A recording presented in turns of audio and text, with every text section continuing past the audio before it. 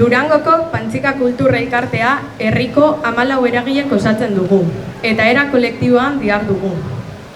Urte asko daramatzagu Durangoko jaiei ekarpen esanguratsua egiten, diru irabazi asmorik gabe. Elkarte hau osatzen dugun eragile desberdinetako voluntarioen lanaren bitartez. Jai eredu desberdin bat sortu nahian gabiltza. Herrikoia, euskalduna, feminista, askea, inklusiboa, ingurumenarekin errespetu osoa eta solidarioa. Askotariko egitarauak antolatzen ditugu, herritar guztientzako eskaintza euskalduna eta feminista osatuz. Txosnak eragilentzako sostengu garrantzitsua dira, antolatzen jarraitu eta gure herriari ekarpena egiteko.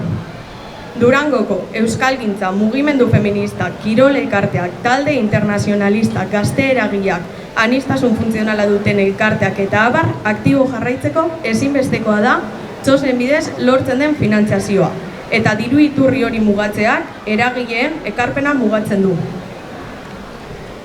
Hala eta guztiz ere, jaiak antolatzeko geroz eta oztopo gehiago dekouz. Izan ere, Euskal Herri osoko hainbat instituzioek egin bezala, Durangoko udalak ere gustukoak ez dituen eragile sozialak erasotu ditu. Ordutegi murritzak, traba burokratiko eta teknikoak, beste ekimen batzuekin alderatuz diru laguntza xumea ematea, neurri eta muga absurduak, propaganda politikoa egiteagatik isunak.